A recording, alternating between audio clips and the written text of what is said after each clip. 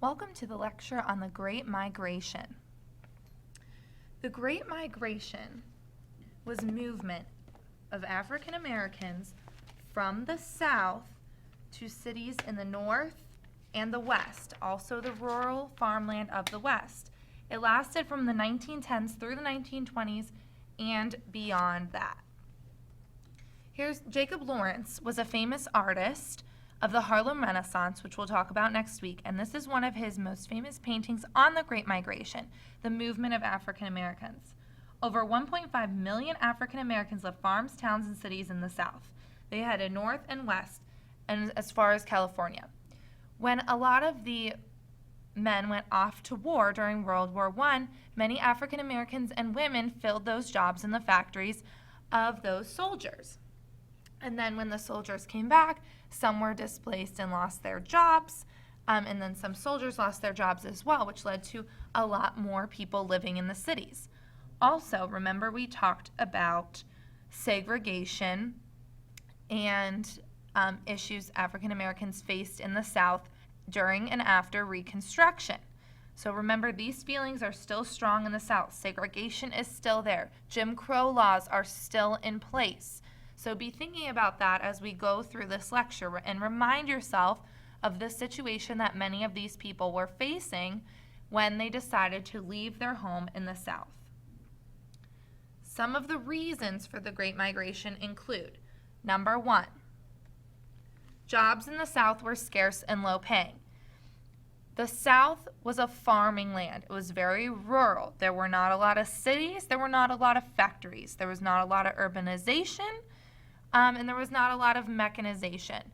And the farming industry in the South collapsed after the Civil War, and they're still working to rebuild that. And so African Americans had a lot of trouble getting jobs in the South, where there were many people of other ethnic groups who also were out of work. And African Americans just were unable to get jobs there. And if they did, they were low paying due to Jim Crow laws and other aspects of segregation. And so that's your first reason African Americans decided to leave the South and move north and west, where segregation was not so prevalent. It still existed, but it wasn't quite as common as in the South. Things were slightly more equal. African Americans also faced discrimination and even violence in the South. Some people were so prejudiced against African Americans that they committed violent acts against them. And so that's the second reason.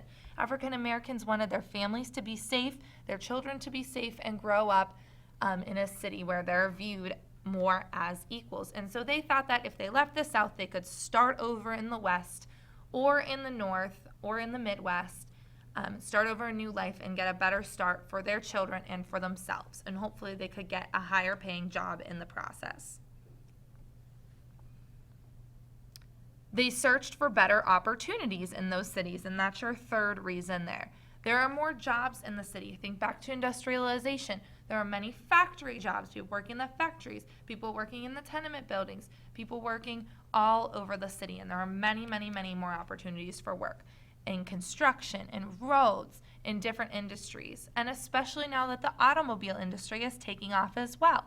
You have people who need to run gas stations, people to drive taxi cabs, people to work in all those different industries that you guys brainstormed in class. There are lots and lots of jobs to be had in the North and the cities of the Midwest. Cities like Chicago, New York City, Pittsburgh, major cities such as those. Remember your industries that are in Chicago, New York, Pittsburgh, the Northeast, Detroit. Think about them for a second. See how many industries you can list. So if you came up with a few, remember the meatpacking industry centered in Chicago, the steel industry centered in Pittsburgh, manufacturing and textiles is centered in the Northeast, the automobile industry is centered in Detroit. And then people can also take the train out west as well to try to farm the land of the Great Plains. So these are the three reasons they moved north and west. African Americans did find better opportunities outside of the South, But it wasn't easy. They didn't have family in these cities. They're brand new there. Remember immigration, people coming from Europe to America and living in the cities. They're unfamiliar with the customs. They're unfamiliar with the layout of the cities and the characteristics of the streets, and they have to become accustomed to that. They have to adjust. But they also faced another problem. African Americans also faced discrimination in the North and Midwest. They couldn't totally escape the same issues they faced in the South. However, most did do much better in the North and the Midwest. They had the opportunities to have a better life up there, whereas in the South, they really did not at this time. And so the Great Migration was movement of African Americans from the North to the Midwest and almost all the way to California through the 1920s. There also were many cultural things that went with that, and much of African American culture was accepted throughout all of society, and that is called the Harlem Renaissance, and that will be our next lecture. Have a nice evening, and make sure you completed all of your notes and that you know everything for when you come to class the next day. Have a good evening.